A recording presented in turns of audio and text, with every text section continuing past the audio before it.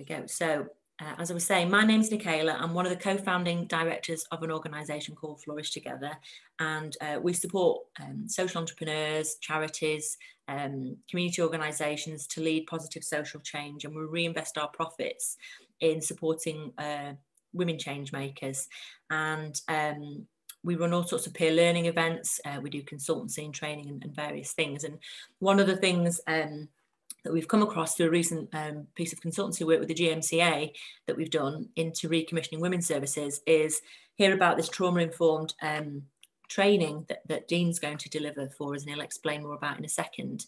A number of us had this training about a month ago, and we found it to be beneficial. And you know, whether you're working in a kind of trauma, I suppose whether you're working with people who are experiencing trauma on a daily basis, or whether you're running community organisations or groups, whether you're working in a particular job where this is a link, it's a good catch-all workshop to just help you either reflect on things that you might already have been aware of or might even have had some training on before, but also to pick up on some new thoughts and ideas. This morning is all about the workshop that Dean's going to deliver, and this afternoon we because last time we wanted a little bit more time to think about the implications of what we just heard, share more stuff and information and learning across our different organisations and how we've been supporting people, and just share good practice really. We're going to spend this afternoon, just an hour and a half this afternoon, hearing from some of the women in the Flourish Network that run organisations and just how this kind of work plays out for them, and some top tips and some thoughts, but also break into groups to have a good half-hour, 40-minute conversation around our own sort of areas of practice and peer learning around good practice for supporting people. So hopefully that's what you're expecting from the session, and I will keep letting people in as they arrive, but I don't want to eat into too much more time. So I'm going to hand over to Dean, unless anybody's got any key questions, and I can answer questions as we go, or in the chat, that is. But certainly, as we are, Dean, it'd be great for you to kick off and get started. Is that all right? Yeah. I'll tell you what. Right. I'll tell you. Zoom. My thing with Zoom is I'm not very good at multitasking. So all these chat things come up, and I'm talking and trying to read them. So I'll do that. Don't worry. They'll come up, and I might be. I might need a bit of a break to read the chat thing. No problem. So that's my warning. Just basically that how I'm going to do this. This is based on a full day's kind of experiential training that we deliver. Obviously, we can't deliver now. So this is kind of turned into almost like a 2-hour presentation. Unfortunately, it's a bit me lecturing at you. I will give chance to kind of speak for you to ask questions or speak at any point. But I would say kind of mute while I'm talking, and then I'll let you know the easiest way of doing it.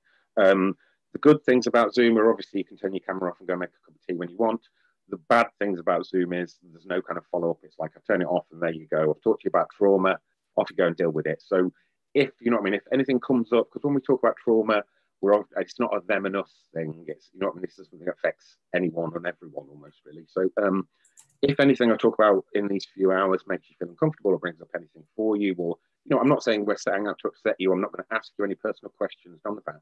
But just if something triggers something for you, just make sure you've got someone to talk to afterwards, or, you know what I mean, you use those 2 hours afterwards chatting to other people in the meeting and stuff, if that's okay with everyone. So what I'm going to do then, I'm going to stop my video and actually just share my screen with you. As I say, for anyone who's just joining, we're not going to do a round of who's who, just because there's people dropping in and joining us. But this afternoon, when we have breakout sessions, there will be a bit more time to do all of that. So it's not that we're not interested in who you are. I just didn't want to eat into Dean's time to get started. So And I also just wanted to warn you about the sound. It's I have to lean right in. Hence, I've turned my camera off, because I've turned it on now. You'd be looking straight down my mouth. So it's best if I just turn my camera off and share my screen with you. And hopefully this will work. I'll show from the beginning. And then I do that. Okay. I need a shout out if you can't see that. Oh, that's fine. That's come up. Brilliant. Okay, fabulous. So what I'll do, a quick introduction about who I am, what we do, and why we do it, and then kind of why I'm here, I suppose. Excuse me. Yeah, I'm Dean, and I work for the Greater Manchester Women's Support Alliance. I am, until recently, I was the only man that worked there.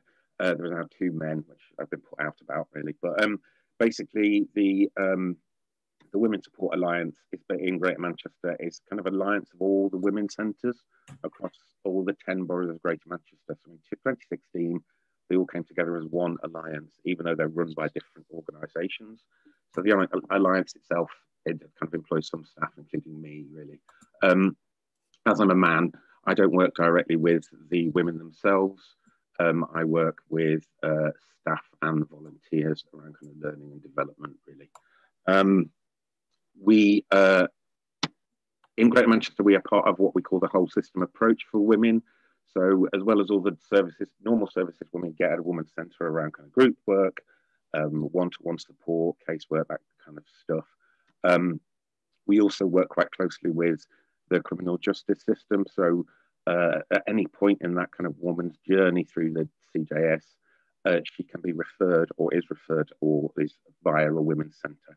So, for example, if she is served a community order, we have our CRC and MPS workers are located at women's centres. So she would always see her worker at a women's centre.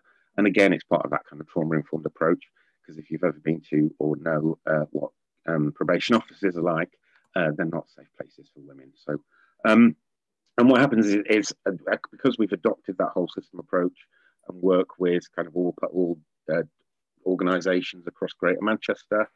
Do I let someone in there? There you go. We work with the magistrates, or that we work with probation, we work with the police. And as a result of that, we've done quite well in terms of kind of reducing prosecution and sentencing, that kind of stuff, amongst women. So the approach we take in Greater Manchester seems to work. And what happened was that we started this kind of developing the trauma-informed approach when I started working there about 2.5 years ago. And we now would deliver this training we got funded to deliver this training to as many organisations as possible. So we deliver this to magistrates, to probation officers, to voluntary and statutory sector organisations and stuff. So that's what part of this programme is about, really. And it's about raising awareness. It's not about teaching everyone to be a therapist. It's not about teaching you something a lot of things you probably already know, but it's about kind of how we view, how we treat people, and the lens we look through. And what we say within the women's centres is that actually a lot of the women that come into contact with us, actually the problems that they present with are actually symptoms, really, of roots of prior experience of trauma, abuse and neglect. This approach was developed in the 90s, really, by a woman in America called Dr. Stephanie Covington. And at the end of this, I've got some resources to share with you, some of her reports and writing and research and stuff, as well as the kind of pieces of things that I think will be useful extra reading. So when I share these slides with you after this, there will be sort of more information on there.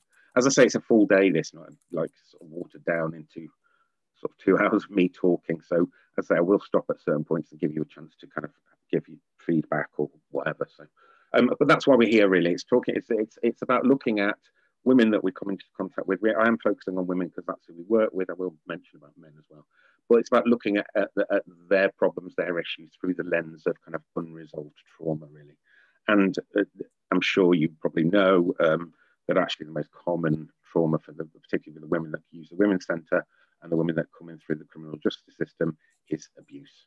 And it's about kind of childhood abuse, adult abuse, abusive relationships. And that's the trauma that many of the women that we work with, I say we, I don't. When I say we, I mean the women's centres work with. Okay, so I'm just going to take a drink of coffee. That's what we're going to talk about today, really, is just that idea of responses to trauma. And when I talk about trauma as well, it's about emotional trauma. So because someone asked me once whether it was about kind of the blunt force trauma and stuff. It's not about physical trauma, it's about dealing with emotional trauma. So We're going to talk about gender differences in responses and stuff. Something about the long-term impact and how we might support survivors. Equally as important, it's about taking care of yourselves and each other as well. As I said at the beginning, it's not about them and us, really. This can affect anyone, really. And then I'll talk a bit about kind of what we mean when we talk about a trauma-informed service. I'm assuming from kind of the people that kind of are part of this network, really, that you are kind of you're not coming from a stopping start, if you like. So I think you understand trauma and you probably do a lot of this stuff already. So again, it's not about kind of teaching you new things. It's about looking about how we deliver a service slightly differently, I suppose. And again, I'll give you examples of what we've done later. Very, very simple, short, easy changes we've made that we think have made a difference, really. So, I'll give you some data because women in the criminal justice system is a big focus of the work we do. So, women in prison make up around about 5% of the prison population. So there's around about 4,000 women in prison at any one time. Huge amount of them are in there because of drug offences, mostly non-violent offences, mostly short-term offences. And in terms of the wider criminal justice system, there's a lot of women who have dependent children, who have histories of domestic abuse, assault. The figures there are official figures from the Ministry of Justice and the Prison Service. In reality, I think our staff and our volunteers will say that the figures are actually much, much higher. So particularly, we talk about domestic abuse. As people have told me from our services, it's around about 90% of the women that attend experience domestic abuse. So in terms of kind of why women's services exist, why women are different to men in certain ways, and we all kind of recognise that men and women are different, and that's why we have women's services and we have men's services or mixed services often.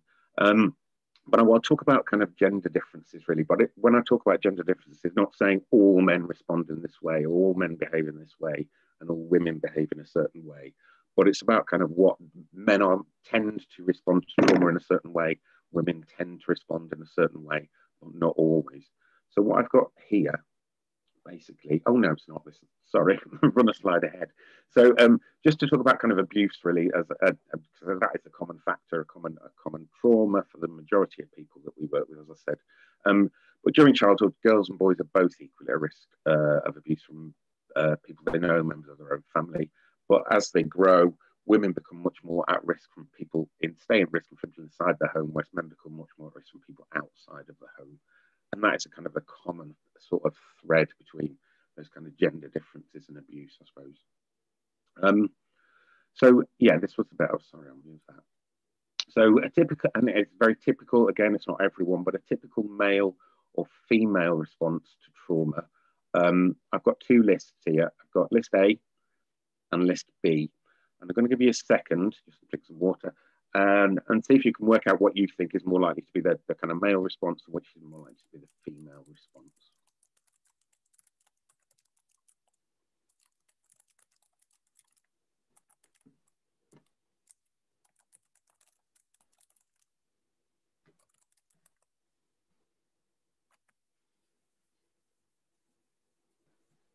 Right.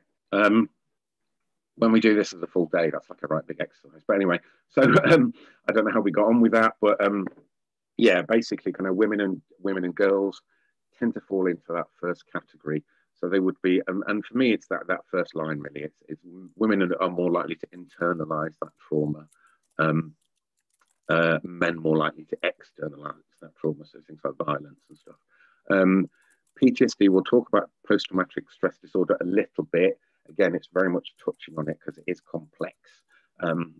But there are more women now being diagnosed with post-traumatic stress disorder, which was initially kind of seen as a bit of a man's disease from war and that kind of stuff.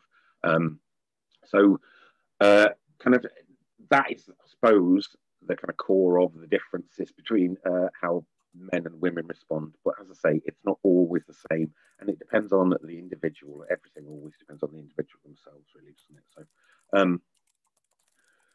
So how do we define trauma? What am I actually talking about, really, when I'm talking about trauma?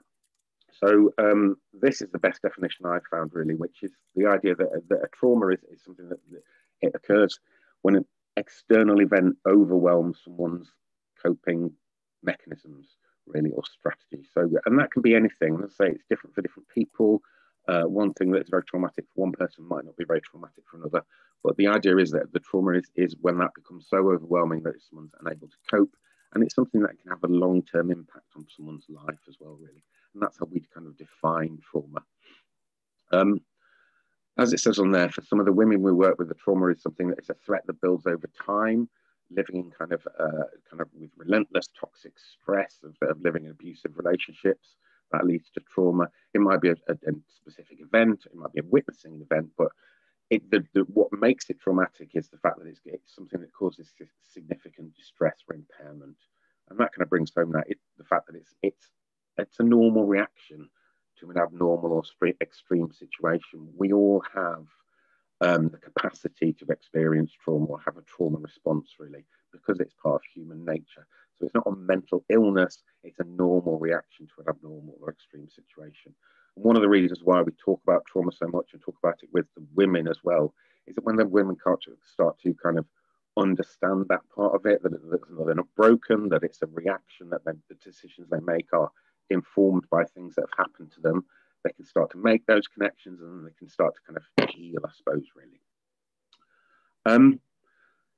As I said, everyone responds differently to different circumstances. There are a list of horrible things that can happen to people up there, all of which can be, or probably are likely to be, traumatic.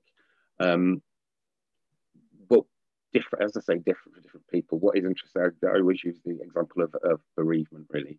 The idea of, and that's about, because bereavement is a natural part of life. We will all experience bereavement, we'll all experience grief. But for some people, that bereavement, that grief is so extreme that it becomes traumatic. So again, it's different for different people. And again, similarly, someone could be in a car accident and not have any impact on their life. For someone else, it might have a serious impact on their life. So it's about the person, the incident, and the trauma. What I will mention, that one of the boxes on there is I've put about kind of intergenerational or cultural trauma. Again, there's not time or space really to talk too much about that. But the idea, the notion that kind of trauma can live through one generation to another, through one kind of group of people. And if you think of kind of groups of people that have kind of historically been treated badly, if you like, can't think of the right word.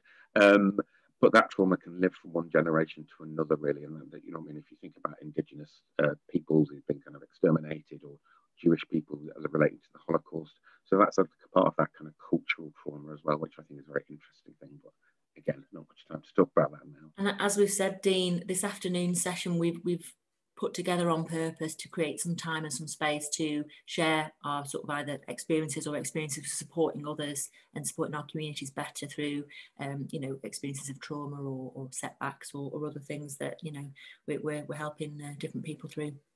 And yeah, I think that's the issue with the Zoom thing, really. I mean, I'm just going to present you a lot of information and then you're kind of going to go away. So I think that bit of afterwards, the talking about it, for me, and again, the talking is where the learning happens.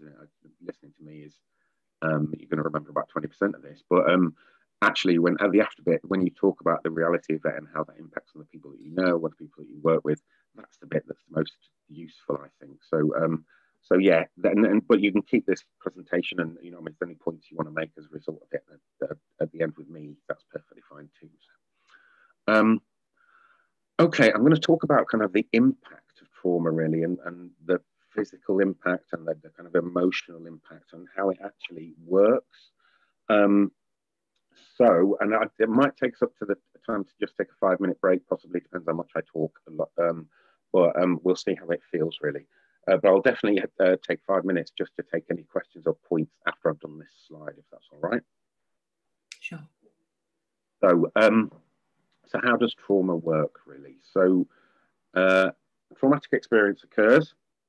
As I said, it overwhelms someone's ability to cope, really. My buttons aren't working, sorry. Bear with me, there you go. And we have a human response to trauma. It's a kind of an inbuilt response to trauma, and it's that fight, flight, or freeze response. It's a survival technique. So when we are as humans, we're put in a life-threatening situation, the bodies go into that kind of fight, flight, or freeze response. And what that means is that your body is getting ready to run away or fight or whatever. So your body, that there are physical changes that happen inside your body. Now we've all been in scary situations, nervous. We all know those kind of feelings, those physical feelings, that kind of body sensations. There's things like butterflies in your stomach, numb hands, all those kind of things. You know what I mean? Not being able to think properly, not being able to think straight, and all of that is a result of basically chemicals, cortisol and adrenaline, and all those chemicals are pumped very quickly around your nervous system, around your body, to get you ready to respond to the danger, if you like. The idea that people might freeze, I think sometimes that one's a hard one to understand. But I don't know if I know my experience of that. I'm scared of heights, and I went to Spain and went on one of those really high water slide things. I tried to get up. I was walking upstairs and I was so scared I couldn't let go of the bar, and it felt like my hand was glued to the bar. And I was like, "Oh, I'm frozen. I'm stuck. I'm glued to the bar." Obviously, that's not like trauma, but the idea, I just couldn't physically move. We talk often about kind of victim shaming, and I think as a culture, it's something that we do really. And women who experience sort of sexual assault or assault by men, often a freeze response is a typical response, because that will get them through. They'll get them to survive that situation really. And the idea that they're kind of accusing women of not fighting back and all that stuff, that's part of that, or not understanding that response to trauma really. So I mentioned there about hyperarousal. So that's that kind of like your body's in that state of looking for the danger really. And if you stay in that kind of state of kind of fight, flight, or freeze, that trauma response time, it can lead to really serious things like collapse really. So what happens then is that our nervous system has experienced all those chemicals. It is sensitized. It is ready again to respond to that trauma at any time. And what happens is it's made there's actual chemical changes in the brain. There are changes in the kind of architecture of the brain and how we respond to different situations. If I always think of it as the idea of, if you have to get from one side of a snowy field to another, you make a path in the snow. If you have to go that way again, you'd go through that same path again rather than make a new path. And that's what our brain does really. We responded in a certain way to danger, and it will respond in that same way again. So it's very easy for it to be triggered back into that kind of trauma response time. I've mentioned there as well about the brain-body connection. We all know that our brains and our bodies are connected. Our emotional and physical health are connected. We all know that things like stress can bring on physical illnesses, that kind of stuff. But it's because of that kind of the idea that those chemicals have kind of been through your body. And if they're pumping through your body constantly, they're creating that wear and tear really. So it can lead to physical health problems as well as emotional health problems living with unresolved trauma.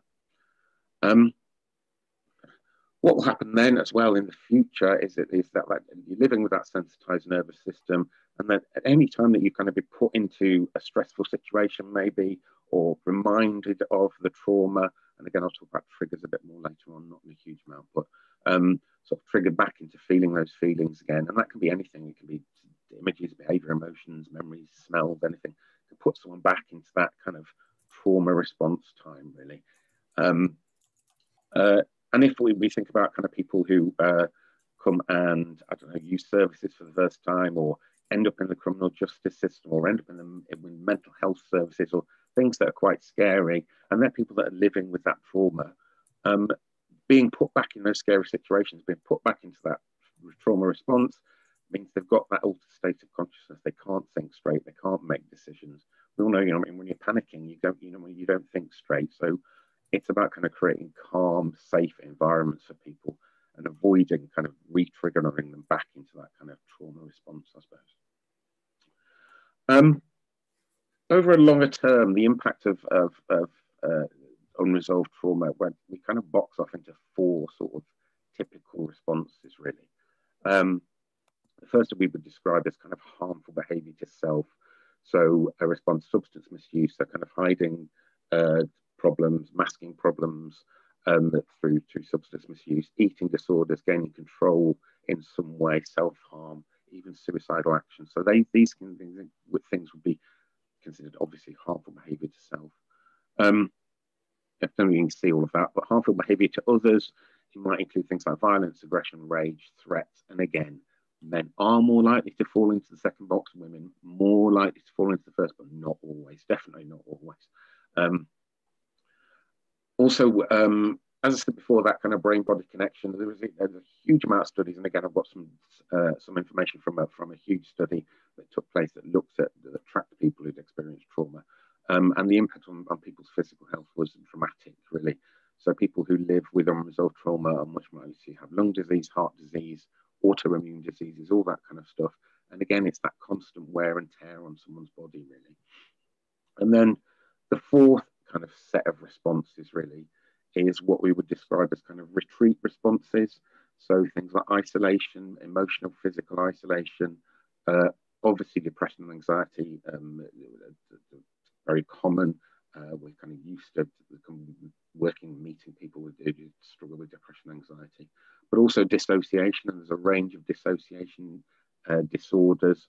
And what we mean when we talk about dissociation, and the idea of dissociation is that when, particularly it can happen with young children, if the abuse typically, so the abuse or the trauma is so overwhelming, it's almost like the body and the brain kind of split. So the brain can't take any more of the trauma and is able to almost kind of dissociate, splits it off, and it can lead to things like memory loss. So not realizing that the trauma has happened, blocking the trauma off. It can, in extreme circumstances, it can lead to things like multiple personality disorders. So there's a range of different kind of dissociative disorders that can happen as a result of it, really, as well. And that's why when we talk about trauma as well, we're often that kind of idea of dissociation is with the women that we work with, they'll some of them spend their time in prison in a dissociative state. It's so, it's so difficult and traumatic for them. Some people don't know, as I mentioned before, some people don't know that they've experienced abuse or trauma, really, and it could come back to them through a trigger later on in life. And I spoke recently to someone that happened to, and she didn't realise that she'd suffered sexual abuse until she was in her 40s. So all of these are kind of typical, really, responses to trauma and its impact. So I think what I might do is I'm going to ask you if maybe you might need a 2-minute break just to get a drink and stuff. I know I probably do. Are there any kind of comments or questions that, because I've waffled through that very quickly, on anything that I've said, or any questions about anything that I've said, or anything that's not clear? Do feel free to come off mute, and either it might be observations or it might be things you want to add. Obviously, this afternoon we're going to have broader discussions around some of this stuff, around anything that gets sort of brought up for us individually or through the nature of us supporting others in the community. And a lot of the people on our call here today work across varied roles and varied organisations. So while some of us might be working more with women in communities at the sort of grassroots end of coming into contact with all sorts of different, women, families and organisations, others will be working more at the sort of health and social care or criminal justice end. And hopefully we'll have some rich conversations later, but feel free to ask any questions or make any points or offer any feedback. Any thoughts, anyone? Worst thing about Zoom is silence is positive. I don't know. We don't know. I've got a question. Okay. If that's okay. Hiya. Yes, fire away. Hi. Hiya. So yeah, and I'm conscious you might not answer this now. It might be coming later on. But what I'm curious about, in particular, is how this shall we say newer information, because 10 years ago, 12 years ago, when I started doing this work, we were not talking about trauma-informed practice, and it's very much a new phenomenon. So I'm really interested to know how this new research is able to help, how you've experienced using this research to help you advocate more for women, and are you seeing this sort of information helping women in their cases, and I don't know, helping the criminal justice system or support services to be able to respond to women more effectively, but also to have mechanism implemented so that services are mainly in the mainstream, I guess, within the criminal justice system, like, are they adapting basically so that this is recognized? I'm really curious to know a bit more about that at some point in the training. Okay, well, oh, that's a lot to think about. Right. Great question, though, and I've got some thoughts on that that we can talk about now or later. But I don't know if you wanted to respond. Yeah, I mean, in terms of our experience in Greater Manchester, because I don't know, it's been recognised that actually the women that, particularly women in the criminal justice system, there's a whole kind of a change, a mindset change almost that we've tried to create, really. So that's why we deliver. I mean, and this training is the start of any organisational journey. You know what I mean? This is, people think, oh, I've done the training. Oh, we're trauma informed. I've done this bit of training. It's not about that, really. It's about making that journey right. So what we do when we work with probation services, or we work with the courts, or we work with police services, what we do is give them kind of we've got a kind of self-assessment thing. We give them that to kind of work through. And we also try and encourage them to have someone kind of trauma champion, someone who can drive it forward. But it's a long journey from a lot of organisations. As I say, when we work with some statutory organisations, this is all new stuff. For a lot of organisations, this isn't new stuff. So everyone's coming from a different starting point, really. Mm-hmm. And so I will talk a bit later on about kind of the how it works in terms of how you might make tweaks to the services, or the impact of making those tweaks, really, and what we've done and the difference it's made within the women's centres. I can talk about that, really, and I will. Fab. And I know, just on that point, Natasha, it might be something that comes up later on this afternoon. Some of the people who've joined this call will be aware that Flourish were commissioned by 10GM, which is a kind of Council for Voluntary Services, if you will, around Greater Manchester. Because they were approached by the GMCA, Greater Manchester Combined Authorities Criminal Justice Arm, headed up by a chap called Martin Nugent, and they are looking at recommissioning women's services at the moment. And rather than just go ahead and recommission what they're currently commissioning, we've just done a piece of work. It's finished. It's nearly there, finally, after 2 months of speaking to over 200 people, a mixture of women's organisations and women directly, because the commissioners are very keen to want to hear from the voices of what they call hidden women, but women who are from different types of communities, diverse communities, and communities of identity. We've sought to bring in all sorts of thinking and suggestions of what's working and what isn't working to build on and improve. And there does seem, as Dean's saying there, whilst it's a journey for both those organisations, not least the women themselves, and the commissioners trying to deliver services that are going to improve quality of life for people, there does seem to be a will to want to really improve things. And so we hope that some of the research that's being done, building on oodles of research and findings and consultations that have been done to date, starts to progress things and move things forward. And we came across this training as a result of that, and it starts to talk about things, and we will blame Martin. He sends me on everything. Blame Martin. No, Martin's actually very open in wanting to improve things, and very we've got a champion in Martin. It's brilliant. Definitely, and wanting to listen and wanting to really hear and facilitate improvements, which we have to kind of jump on because it's definitely needed. It isn't it? I tell you that for me, as I say, I deliver this training out to lots of different organisations. I've been delivering it for a few years now. But when I stand in, and I do it regularly, not now, but stand in the magistrate's court in the box, talking about trauma-informed sentencing to magistrates. For me, that's the most powerful one, because actually they're not coming from this background at all. So to get them to understand that the woman standing in front of them is in a trauma response, and to get them to understand, to start thinking about actually what led her to be there, to think of her as a victim rather than necessarily just a perpetrator and stuff.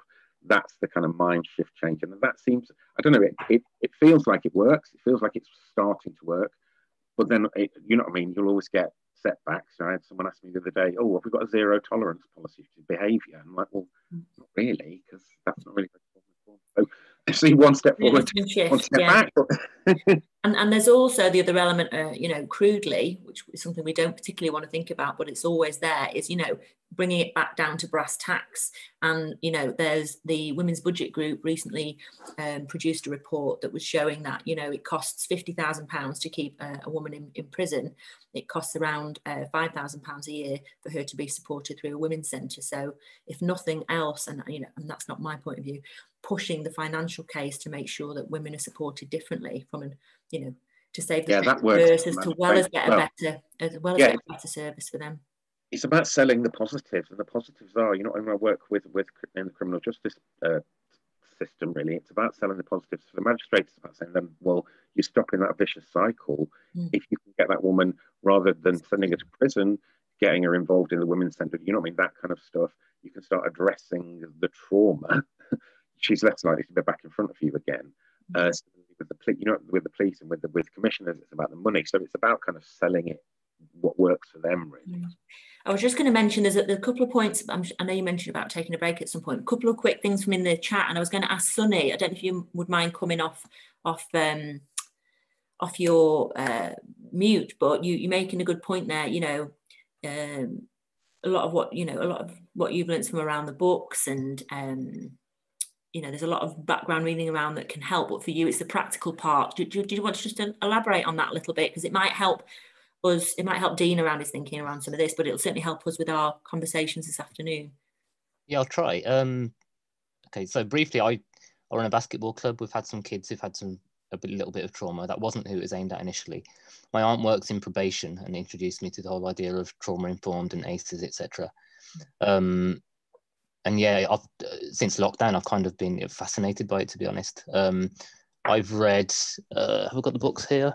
No, they're downstairs. I've forgotten what one was called. The person who's going to write it was going to call it 50 Shades of Trauma, but that was a bit too edgy. But it's more because you can't classify trauma, and there's so many kind of different types. It's not definitely this one. And another fantastic book I'm reading at the moment is The Boy Who Was Brought Up as a Dog, or The Boy Who Was Raised as a Dog, which it's a psychiatrist or psychologist's notebook, basically, of real cases, anonymized. And I can't read the book continuously because it's actually a difficult read. I'm about 3/4 of the way through it. I don't read much anyway, but those real cases, and it mixes the science in with the practice as well. And he speaks about older doctors who wouldn't accept his theories, who misdiagnosed people. And so where that question came in earlier about, you know, 10 years ago we were taught this way, that really sort of struck a chord. And I think reading these books, the more recent the research, if you read up on it and you're really invested in it, I think it really helps to understand it and to understand these new practices and things. And like I said, I haven't done the practical, I haven't seen this in real life, so that's what I need now to kind of complete the picture for me. Sure, well, certainly some of the conversations later will help a little bit around that. We've got some good examples of women in our network who are going to speak a little bit about some of the work that they do before we get into breakouts towards the end of the overall sort of day. Hopefully, Dean, that was also giving you a little bit of time to have had a look at some of the other bits in the chat. There's various things from some good points and some good thoughts there. And as Kirsty's saying, you know, it's important to become a trauma conscious society. There's so much going on and so much becoming more aware. I get on my political soapbox at this bit, right? Because I think what we do as a society, we create services, we develop, you know what I mean? We spend huge amounts of money on those, addressing the problems that appear in those purple boxes at the bottom of my screen. And actually, if we went back up to the orange thing, started addressing the trauma that causes that, maybe we'd need less need for those kind of services. But it's a journey for everyone, really. And my fear about some of this stuff as well is, and I'm considering changing the name of this training, to be honest, because being trauma informed is a bit buzzwordy. And you're kind of hearing it, and I'm thinking that's when it becomes a tick box thing. People are like, you know what I mean? Oh, I've been sent on the trauma informed training, I'm trauma informed now. It's not that, really. It's about how we view people, how we work with people on a day-to-day basis. It's about viewing people differently. And we will talk a little bit more about the practical side of that, hopefully after we've done this bit. But yeah, no, that was a great point. Fab. And yeah, I look forward to hearing from Jean and others later on when we have our breakouts later. Because we've got the video on, I can't post the link for the Women's Budget Group report, but it's a really good one, and somebody's just put a link in as well around Manchester. So don't eat into too much more of your time there, Dean, but it's been good to hear from a few people so far, and do keep using the chat for other thoughts or for other information that you wanted to share. Just to say, I mean, it's funny, obviously, I enjoy reading about this stuff. The last slide, I've got some books and some resources that I think are really interesting reading. That kind of, yeah, less of the science. The sciencey stuff is interesting, but yeah, the more the real stuff. So yeah, I've got some of that to share with you after. And I've also got some information that I don't have on the slide because I only went yesterday. I went to, there's a new national kind of trauma-informed network. I went to the first Northwest meeting yesterday. And that is very focused on, well, how do we implement all this stuff, really? Yeah, we might understand trauma, but how do we respond to it? So, and that's a really great group. So I'm going to find the details of that, and I will send it out and make sure, you know, at the end of this, when we get all the stuff out, you get to get the details if you want to join that group, because it's really useful. And everyone on that group is at a different point in the journey. So we've got, you know, we had people from Public Health England there, and shouldn't they be busy doing other things? But anyway, so yeah, so interesting to talk to other people at different points of their journey and their different ways of understanding this. So I'll share that later too. Great. Okay. Do you want me to carry on, or do you want me to? I mean, do you need 2 minutes, or are you happy to just for me to waffle on?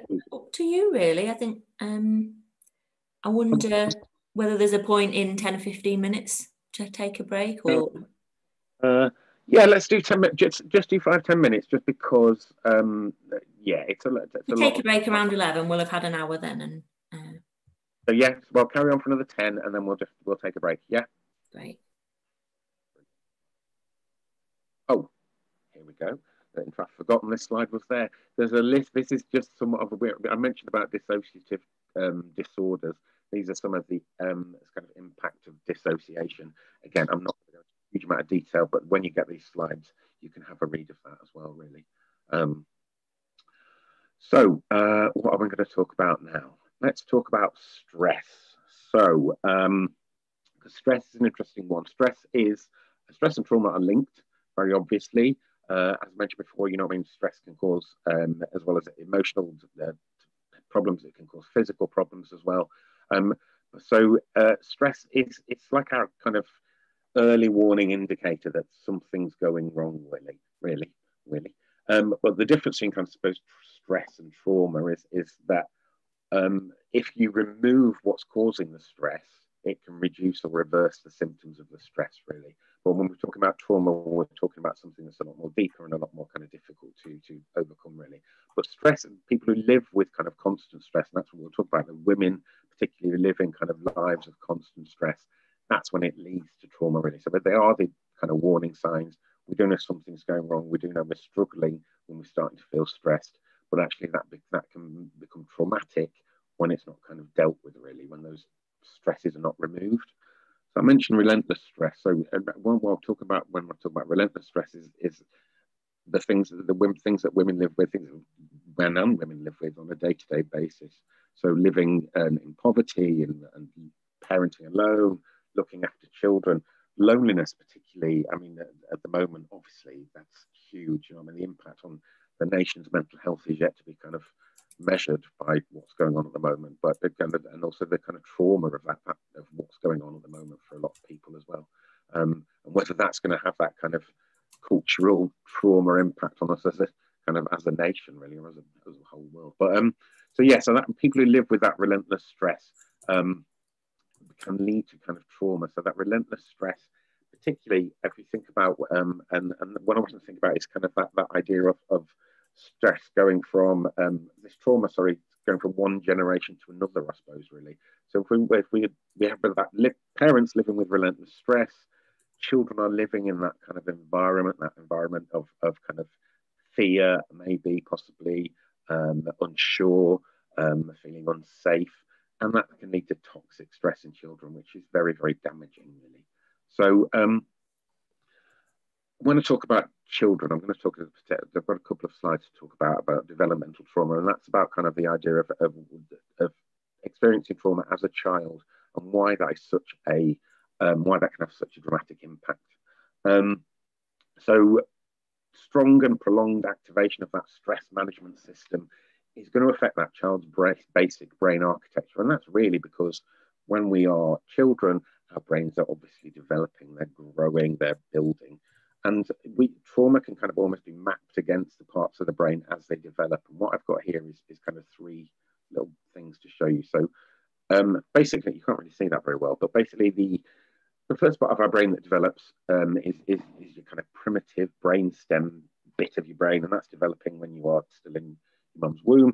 And that's going to control things like you eating, breathing, blinking, all that kind of stuff. So, and that's your kind of primitive brain.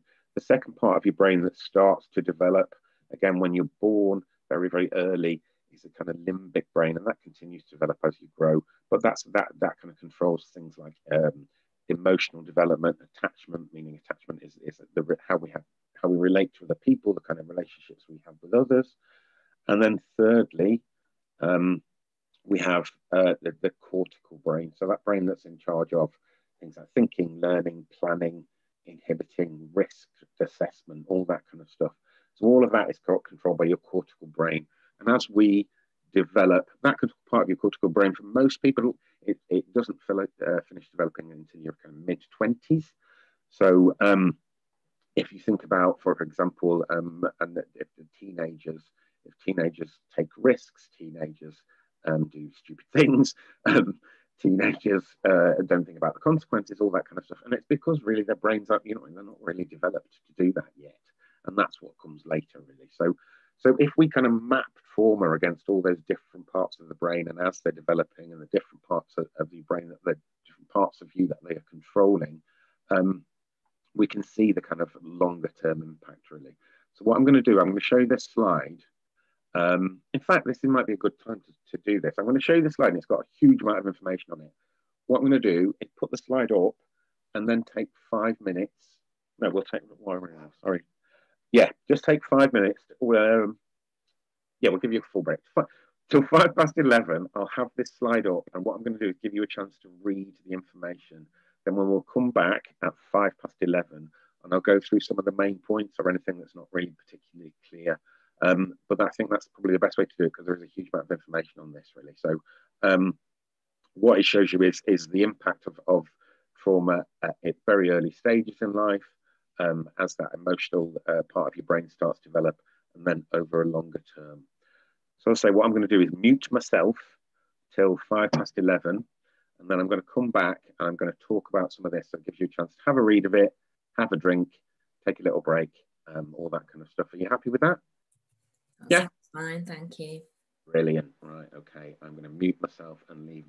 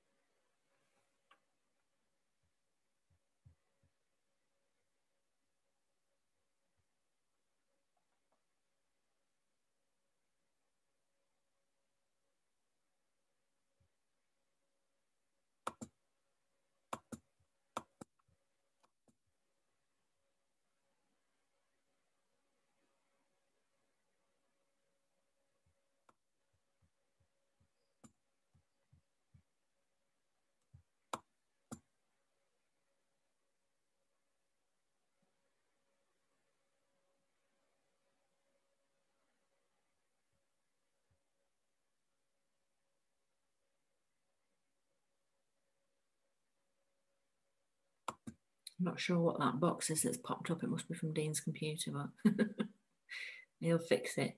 Hiding the bit in the middle. Feel free to grab a coffee or have a stretch, and then we'll be back in 5 minutes or so to just reflect on some of that. And I'm sure he's got some further explanations, and other people might have points to add as well. I'm going to grab a quick top up.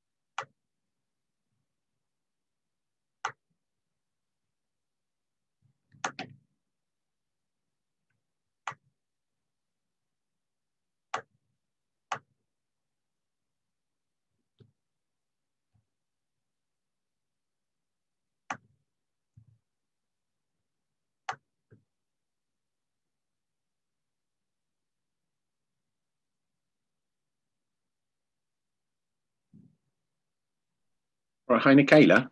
Hi there. I'm going to rely on you to tell me when to start again because I can't see anyone. I can only see my screen. Mine right. says about 2 minutes past, so we've probably got another 2 or 3 minutes. So time for a stretch or a whatever, and Just shout start again and I'll start again. no problem. We'll give it a couple more minutes. We've just got various bits going into the chat. I don't know, not necessarily relating to this slide, but that you might want to pick up on. And we'll see in a couple of minutes what reflections people have got. Yeah, a couple more minutes.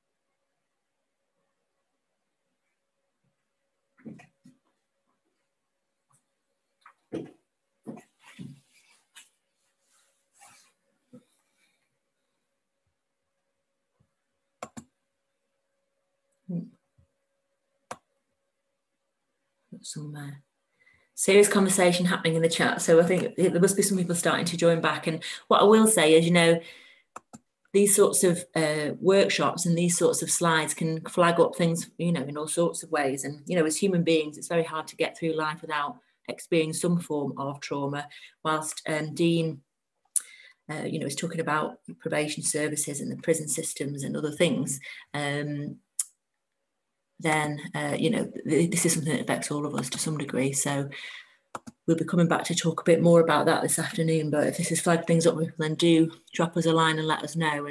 And certainly from the point of view of those of us that are supporting women, you know, we come across all sorts of situations. So be interesting to see what reflections Dean's got and what, you know, what he was wanting us to feed back. Are you there, Dean? Yeah, I'm here. I think we admitted a couple of people that had dropped out, so I think we're all present and correct, give or take. I think what I'll do, I mean, if I talk through this slide and then kind of, I'm just trying to think what comes up next, really. Yeah, I'll tell you what, I'll talk through this slide, and then what I'd lead on to is kind of a bit of the kind of research and where some of this, so that might be quite useful, I think, and to give you a chance to kind of talk then after this. But so if I just kind of go through this in case some of this is unclear or there's any questions about any of it, I'm not going to read it all out, don't worry. But I just want to talk about kind of that idea of the kind of brain architecture being affected by trauma, really, and particularly kind of throughout a child's growth, I suppose, really. Particularly if we think about that with that kind of primitive brain and that idea of sensory development, really, if we have memories from before we have language, and we call those memories kind of implicit memories. And a lot of us live with those kind of implicit memories stored within our bodies, really. So children that experience trauma or are taken away from parents, their moms at a very young age, that kind of stuff. Those kind of that trauma can live within their body. But it also means that actually, whilst their brain is developing, if they're kind of living in that kind of hypervigilant, traumatized state, there's not enough space within their brain to kind of take on, understand senses and stuff. So it can have an impact on sensory development, on how things feel, look, see, seen, that kind of stuff, all that kind of thing. But also I want to talk about really about the idea of attachment, really, and the impact of attachment and attachment issues, really. And attachment being kind of, as I said, sort of how we relate, really. How we relate to other people. We all have a kind of attachment style, a way of relating, a way of kind of communicating with others, I suppose. And our attachment styles are developed when we're children, really. And attachment is about the way we, our strategies are there to prevent harm, but they're also there to kind of keep people close, keep a parent or carer close. So actually, if we think about children that might be experiencing abuse or neglect or trauma of any kind, or, you know what I mean, they might be those children that fall into that category of kind of ambivalent attachment. Really. That idea that kind of showing emotions causes pain, causes trouble, causes danger. So those children know that, you know, to keep themselves safe, they need to kind of keep those feelings hidden, really. So however frightened, vulnerable they may be, it's about kind of keeping the front up all the time, really. And on the flip side of that, there might be other children, particularly that, you know, who sort of act out the opposite, really. We know that who feel that to keep their parents and keep their carers closer, they need to act out and keep that attention. So there's almost the opposite kind of impact. So it can impact on people very, very differently, really. Our emotions are regulated when we are babies and when we're children by our parents, particularly by mothers for most people. But so we learn, you know, I mean, if a baby cries, then it knows, and someone comes to meet that baby's needs, they know that actually, you know, I mean, that emotions aren't scary. They know that their emotions are normal and their emotions will get them what they want, really, showing their emotions. But actually, if that child doesn't get their needs met and instead gets nothing or worse, their emotional regulation can be all over the place, really. And I often talk about kind of the window of tolerance. And for me, this is one that's really useful to think about, particularly with kind of the women that use the women's centres. We talk often about the window of tolerance, and that is the idea that we all have a kind of an amount of stress or trauma or, you know, pressure that we can really deal with, and that's our window of tolerance, really. And a lot of the people that we're working with or coming into contact with on a daily basis are living at the very, very top of that window, really, on a constant basis. So it doesn't take very much to send them spiraling out of control, really. And I think particularly I used to work with young children, and, you know, it was always amazing that they would get so upset about such things like, I don't know, you know, you've got to put your coat on and stuff. And it's that they would do really extreme reactions, but it's because they're living at that kind of heightened window of what they can cope with. So any small kind of trigger can send themselves spiraling out of control. And then thirdly, that idea that, you know, children that struggle with or experience trauma are kind of stuck in that limbic brain, stuck in that kind of childhood responses. So therefore, you know, it can have issues around kind of learning difficulties, but also things like self-concept. So things like learning that they're bad and that they are unwanted. So these are all, and again, there's a huge amount of research and a huge amount of stuff around kind of developmental trauma, and that is very much a short overview. And I'm going to talk, the next slide, I'll talk about how that might follow those children on into adult life, really, which is what we're dealing with on a daily basis. But are there any points that anyone's kind of thought of or anyone wants to raise as a result of that? And I would just remind people this section is being recorded, unfortunately. There was a fair bit of stuff in the chat, and, you know, we're aware that there's a combination of people who've joined the session today, some who've perhaps personally experienced various forms of trauma and others who are supporting others. But as we said before, you know, it's hard to get through life without experiencing something that's, you know, triggered some of these sorts of behaviours. But when I show you some figures as well, like, you know, the idea, as I said before, it affects.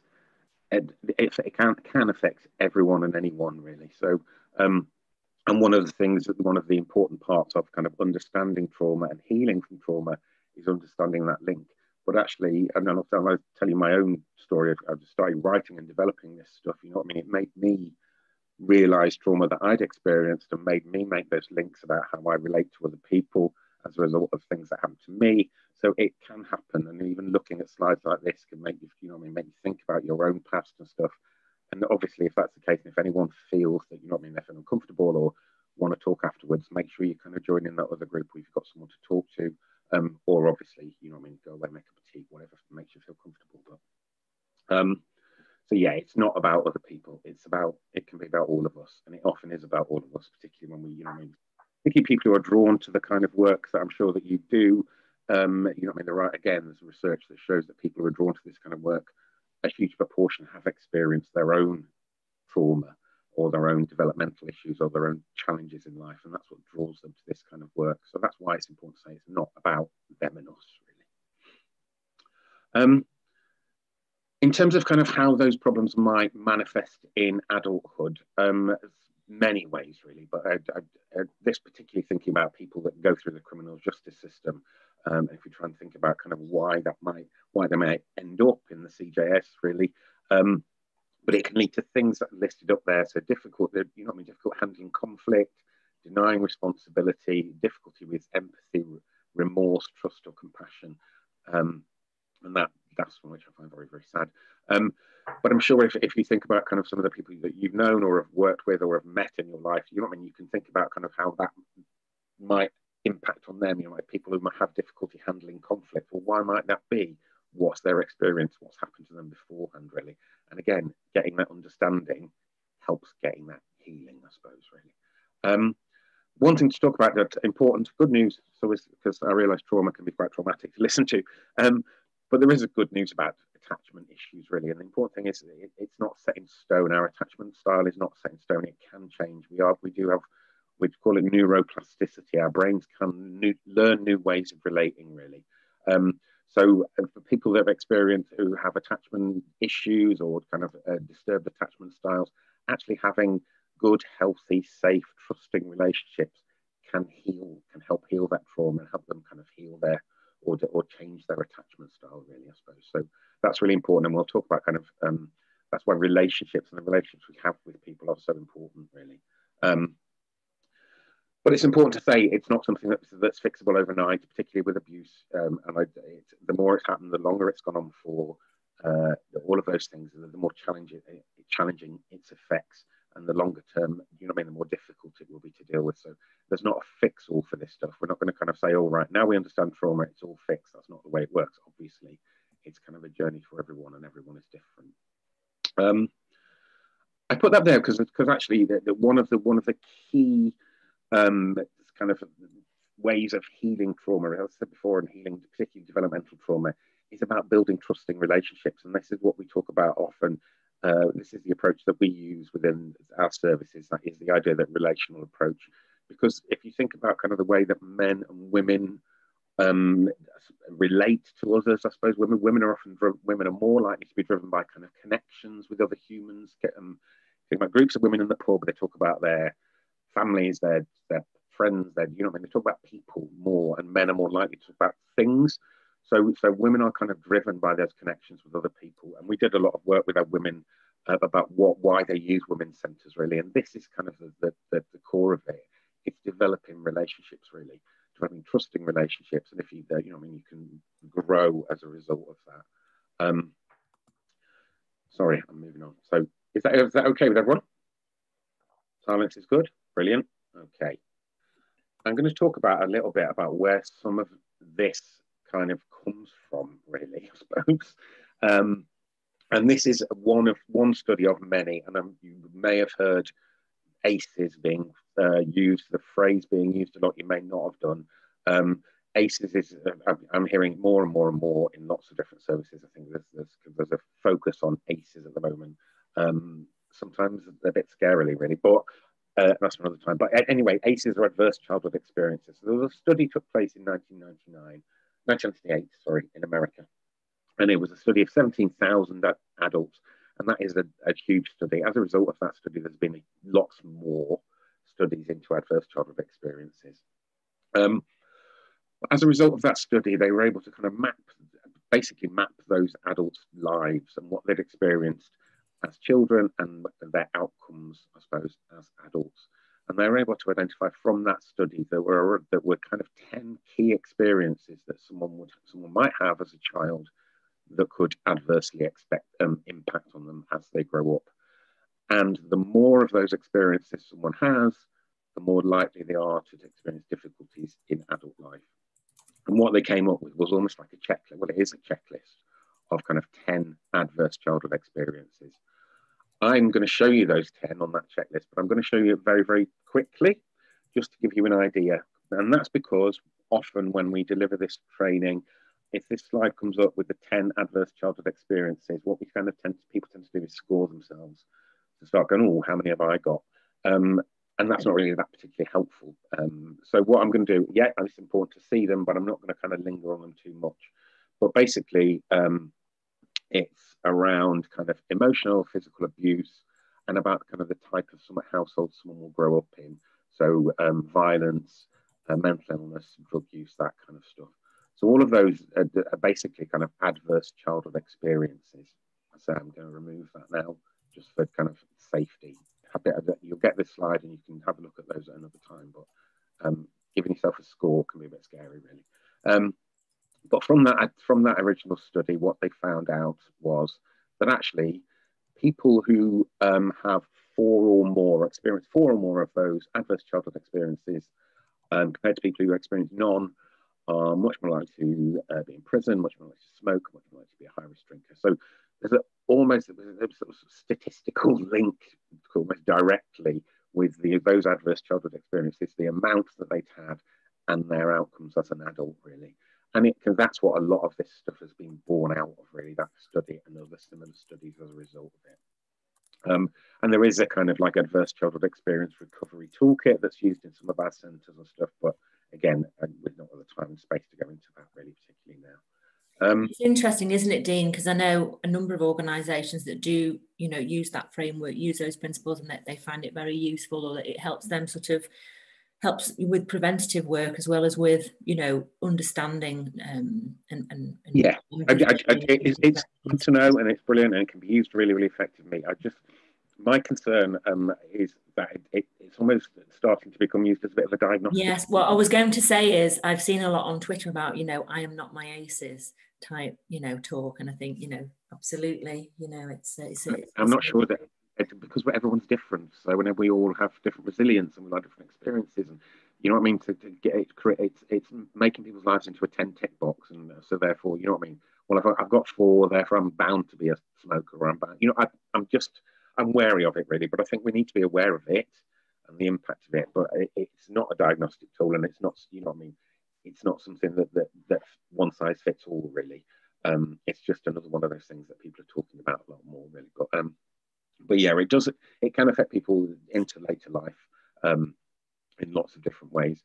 I'll just show you some figures from an English study, a similar study, and that 53% of the population hadn't experienced no adverse childhood experiences at all. So, and 9% had experienced 4 or more, so fell into that kind of category. I don't know why, I'm not going to ask you to kind of give you feedback on those statistics, but what I found was very interesting for me is, having spent 30 years working in criminal justice and substance misuse services and children's care and all of those things I've done, I thought the amount of people, I couldn't imagine who those 53% were. And I think my whole life seems to have been coloured because of my professional experience, really. And I think we need to be wary of that. That's another thing as well, really, that kind of assumption that, you know what I mean, the whole world is experiencing trauma. It's not necessarily true, really, but if we treat everyone as though they have, we can't go wrong. Okay. There are some interesting points, Dean, just coming through around, language as well through the chat. We can pick up later on. But the language that we use around a lot of this stuff and descriptions, and I'm sure you'll be speaking now around triggers and everything else. So this sort of comes into some of that. But I just mentioned that, we're just recognizing some of the language. The ACEs. I think it's, why are you calling it that? It's just a ridiculous and awful name for something that's terrible. So, yeah, but I would agree. Language is it's changing as well, and it changed. We had again that Northwest Trauma group yesterday. Different people, different experts, I suppose, were there, and people use different language to describe the same kind of things as well, which is obviously quite common. But I'll go with what I'm used to, so I'll stick with this. So I'm just going to talk about kind of what we do in terms of supporting survivors of trauma, really. And again, it's not rocket science. None of it is rocket science. But really, the key to it for us and for the services we deliver is about changing the narrative. It's about, instead of saying what's wrong with you, oh, sorry, run ahead, it's what's happened to you. So understanding what experiences has that woman had that's led her to where she is now, really, rather than what's wrong with you, what's gone wrong, but what's happened to you instead. And that's kind of it in a nutshell, really. But actually, if we think about language, we mentioned language before. Typically, again, as I say, I've worked in this world for a long time. These are all phrases I've heard and probably used myself many times before. The idea of people being unacceptable, oh, they're attention seeking. All these things are quite common language that can be used in certain organisations or certain communities, let's say. But actually, if we're thinking about changing the narrative, let's think about what's really going on, really. So that the behaviour we might find unacceptable is actually understandable. It's not, particularly with the criminal justice system, we get the feedback of, well, it's not excusing behaviour, it's about understanding behaviour, really. So there is a big difference, really. It's not saying, yeah, you can get away with anything, but it's saying we understand why someone might behave the way they do. And similarly, attention-seeking behaviour, if someone's seeking attention, they're seeking attachment, they're seeking relationships. And a lot of people, you know what I mean, if they're aggressive, aggression often covers people, you know what I mean, covers fear, and then people might be withdrawn, rude often, and not engaging, but that's about kind of being cautious about not being safe yet. So if we think about kind of how we interact with people, how we talk to people, how we work with people, if we think about what's really going on, that's the bit, that's what makes a trauma-informed service, really, I suppose. I'm going to talk a little bit about post-traumatic stress disorder, again, not a huge amount because it's a massive area, but it's an important part of it, an important part of talking about trauma, really. So just one or two slides about post-traumatic stress disorder, really. And that is, it's a diagnosis that people have who've experienced trauma. And one of the common symptoms of post-traumatic stress disorder is the idea of kind of triggers, as I mentioned before, so being triggered back into that kind of trauma response, really. And a trauma-informed environment, what we talk about is trying to remove as many triggers as we can. So not re-triggering someone's trauma, but whilst also recognising everybody is different. Triggers are different for different people. As I said, I've done this training a lot of times, a lot of different groups, and the people I've got a list of things that people have told me that have been triggers for people that range from a smell, a record, some music, a coloured coat, anything can be a trigger. So you can't remove everything, but we know what are kind of common triggers for people. So we always talk about, again, simple things. So we have soft closing doors in centres because domestic abuse often starts with a slamming door. We talk about not having raised voices, that kind of stuff. We talk about kind of the posters we might have around the room. You know what I mean? What do they look like? How? We often know. I was in a centre where they had all domestic abuse posters everywhere, and there's lots of pictures of women looking scared. And although, yeah, there's we need that information, it's kind of how it's presented, really. So it's that kind of difference that we can make, really, those small differences we can make to remove those triggers as much as possible, whilst recognising that every woman is different, really. But as I said before, more women are getting diagnosed with post-traumatic stress disorder than ever before now. So it is something we need to know about. And as I said, one of the symptoms of post-traumatic stress disorder is that kind of being triggered into trauma response time. So it's important to remember, and this is to look out for those things. And again, we know these are things, this isn't new to anyone, I think, really. Some of these things are quite difficult to do on Zoom. We talked about this yesterday. You know what I mean? It's hard to notice. It's hard to notice those little things that people are giving away, that they're becoming distressed when you're doing this sort of working via Zoom. So, but actually, it's the reason why we talk about this is actually what that woman needs at that point when she has been kind of triggered into a trauma response, is that she's spiraling kind of out of control emotionally, is that she needs help to kind of be brought back to the here and now, if you like. So we talk about a various range of kind of grounding activities, grounding techniques. And again, this isn't that we don't have the time or the space or the whatever on Zoom and this thing to do it. But normally with these groups, we talk about different examples of grounding techniques that people use, different ways that people just can bring someone back into the here and now. Very simple things like feet flat on the floor, thinking about breathing, that kind of stuff. So I've just mentioned that there. So I've just given you an example there, and this is I've only given you an example of that one just because it's really easy to see and show. There's millions of them. If you don't use them already, it's worth having a look. Go online, go on YouTube. But it's just about getting people to kind of, come back to where they are now, realise a bit of mindfulness, I suppose, really. But this is a useful one. I know some of our groups do things like count the corners in the room if things are getting out of hand. There are different ways that people use to kind of calm the situation down. In terms of kind of sort of treatments for post-traumatic stress disorder, there are a number. If someone's diagnosed with PTSD, there are a number of treatments available. The emotional freedom technique Again, not time to talk through that too much now, but it's something that we deliver at some of our services, which is around that kind of tapping technique. Again, worth having a look at. I've got some resources at the end. Worth having a look. There's YouTube videos about it, but that has been proven to be kind of the most effective, really, in treating PTSD. But really, it's about kind of really the reason I talk about that is about that. It's noticing when someone is getting distressed, really noticing when someone is entering that kind of trauma response time again, and getting them back to the here and now, really, and that's important, really. So I'm going to talk about trauma-informed services and what I actually mean. I'm just looking at time, so I've got half an hour, so I'll do this really quick. So when we talk about trauma-informed service, we talk about, I'll read them on. There are 5 core values, really, and again, simple, very simple stuff. There are 5 core values to a trauma-informed service: safety, empowerment, trustworthiness, choice, and the bottom one is collaboration. So if we work with women in this way, or work with trauma survivors in this way, that's what makes us a trauma-informed service. And the reason why those things are so important is here, really. It's very obvious that someone who is feeling unsafe, who is feeling in danger, is not really going to be very easy to work with. He's not going to be very comfortable. He's not going to be able to make decisions, that kind of stuff. So actually, if we can provide safe environments for people, the opposite of that danger and fear that they might spend their lives living in, they're less likely to be reactive. They're not going to be in that fight, flight, or freeze mode. So that's why, again, creating those kind of safe spaces is really important.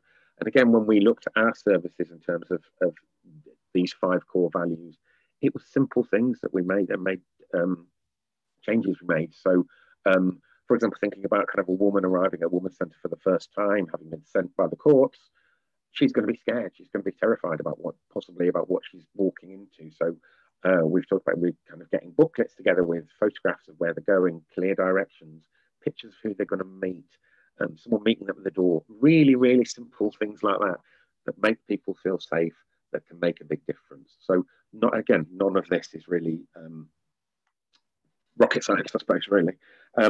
It's about being predictable. It's about kind of, it's about doing what you say you're going to do. All those stuff, making people feel safe is really, really important. That's the first core thing to being a trauma-informed service, I suppose, really. And again, empowerment is also important, because so if you think about women who have never been really given the chance to shine, to break away from their former lives, as it says up there, so that they might be maintained in a culture of dependence, particularly if you think about coercive control, those kind of situations. So actually giving a woman some skills, and when we're talking about skills, it can be anything from like just giving a bit of confidence, trying out new things, all the way to training, job skills, all of those kind of things, really, really important actually to supporting someone to kind of break away from their previous lifestyle again. But it's about creating winning experiences. We all know if you achieve something that you didn't think you could ever achieve, the feeling is a good feeling. And when women start to have that feeling for the first time, it can be a revelation to them. So actually offering them and empowering them to make their own decisions, that kind of stuff is really, really important. And again, trustworthiness, key. Developing trust, really difficult with women who have lived a life of being lied to and betrayed.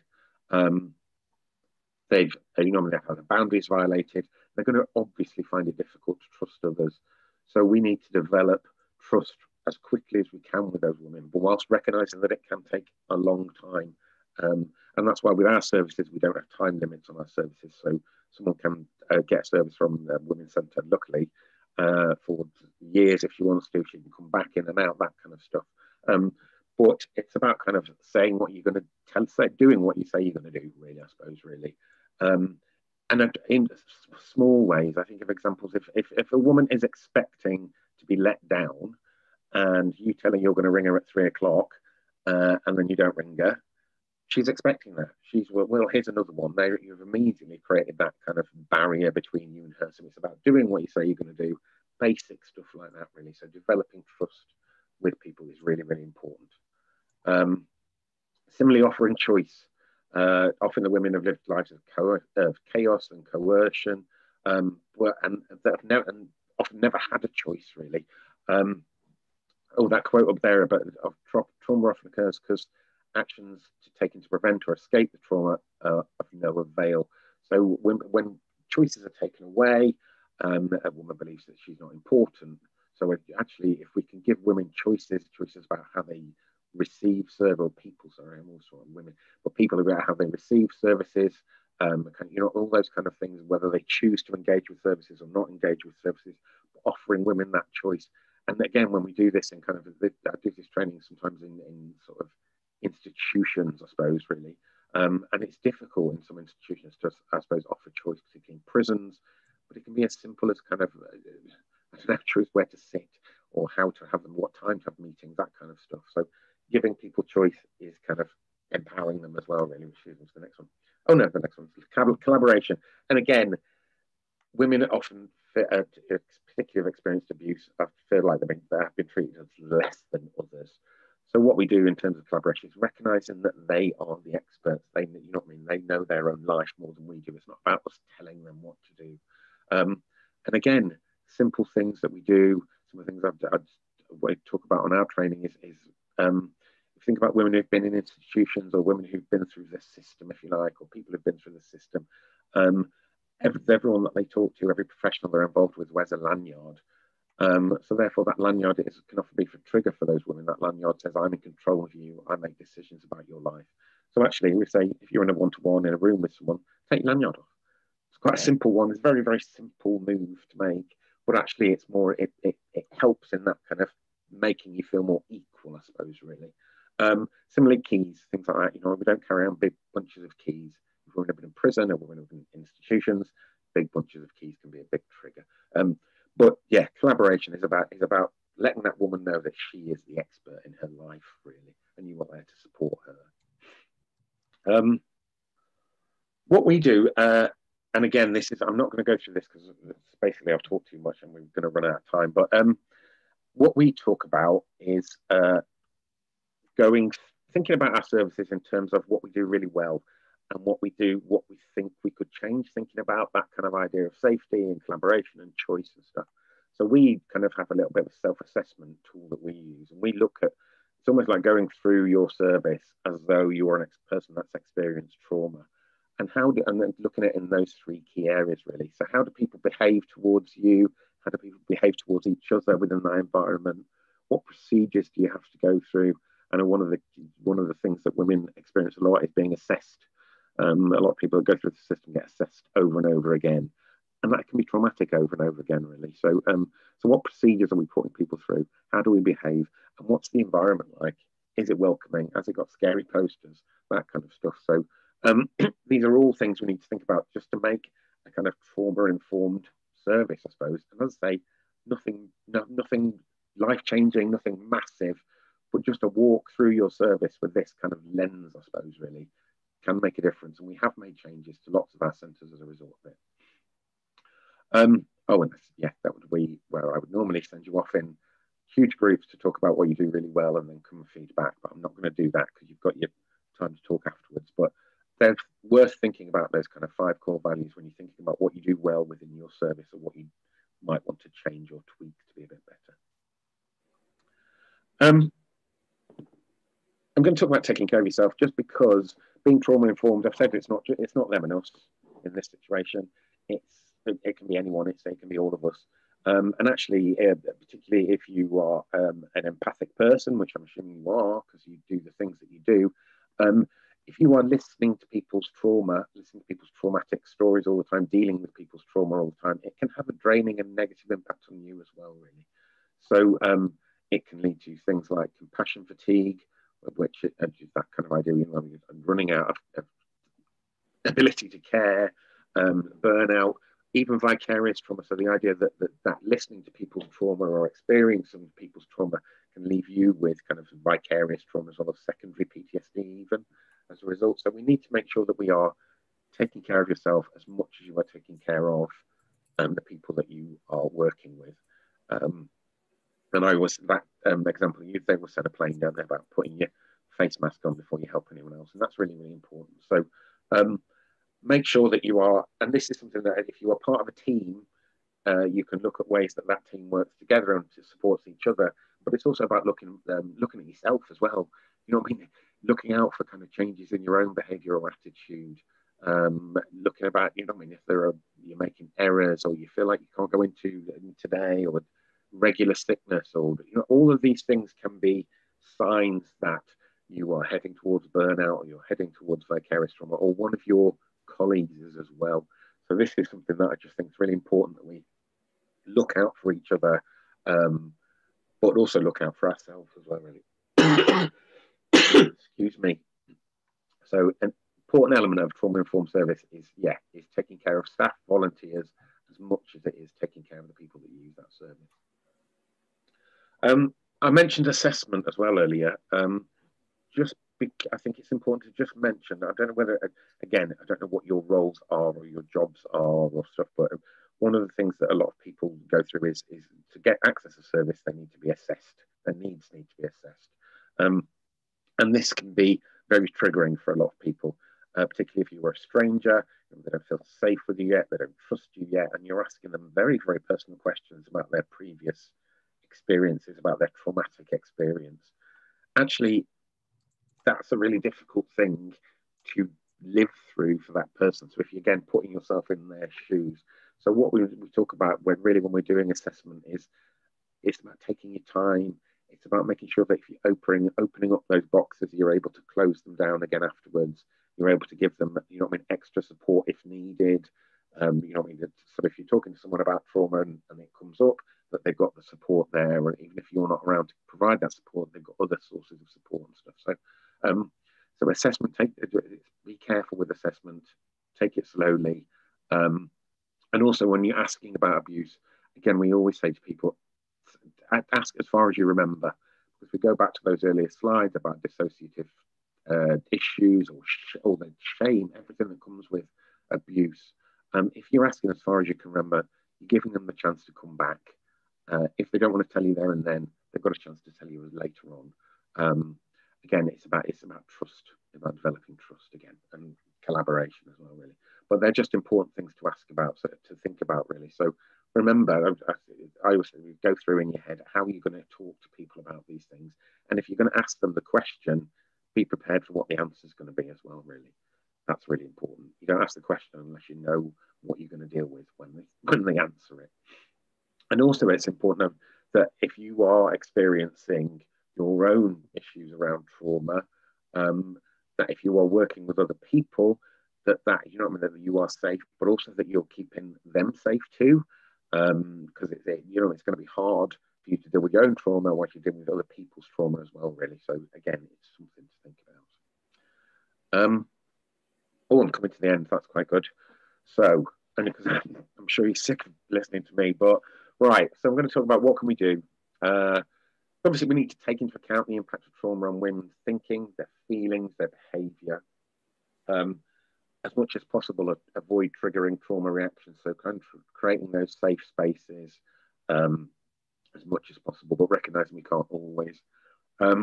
Understand the impact of violence and abuse on people. And again, it's about that question about kind of not what's wrong with you, what's happened to you, really. Emotional and physical safety, obviously huge. But also the important one is recognizing that people, I'll say, can learn new ways of relating. I've talked about brain architecture and stuff, but as I said, there is neuroplasticity. We can learn new ways of thinking, new ways of responding, new ways of kind of responding emotionally to situations as well, really. But for me, I would talk about this really is important, and it's about universal precautions means if you are working with people, if you make an assumption that they are living with some reason, some trauma from their past, they're living in this state. If you make an assumption that everyone is, you're not going to treat anyone badly, really. So we know not everyone is, but actually, if we assume that everyone is, if we take into account all of this stuff, if we create safe spaces, with those universal precautions, means that we're not going to cause any harm to anyone, really. So for me, it's make an assumption that everyone has experienced trauma, and you can't go And just before I kind of go on to my last slide, I want to just leave you this, because as I say, talking about trauma can be a difficult thing. But remember, actually, the world is full of overcoming trauma, really. Yes, there is trauma is everywhere, but also overcoming trauma is everywhere too. So, and that's why we're here, I suppose, really. And I'll just some resources. As I say, Dr. Stephanie Covington, a lot of this training is based on her work. She's American, so don't let put you off because she calls it trauma. But she's had lots of YouTube videos, but her books and stuff are really, really good.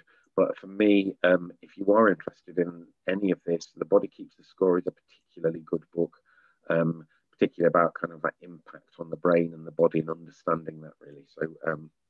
So I'm going to leave you with those resources, as I say, when I send this out, but there might be more. And I'll send out some details about some of the trauma network stuff that I'm involved in, and that kind of stuff as well. So I'll add that onto this slide, because I only went yesterday and haven't updated it. So, and that's it. So if you've not all disappeared, because there's no, I can't see you all. Are there any? We're all still there. So yeah, we've got a little bit of time before we're due to bed, about 15 minutes or so. I mean, we're not set to time as such, but obviously lots to pack in there, lots to think about. Some of that's that a full day in 2 hours. I'm sorry. Some of that will be new to people. Some of that will be what people have either come across, or they might have, conflicting or different experiences, who knows. But it'd be great to perhaps hear from people initially before we break, and obviously we're coming back after lunch. I'm going to stop our recording now. Hopefully people who watch all that and catch up will be able to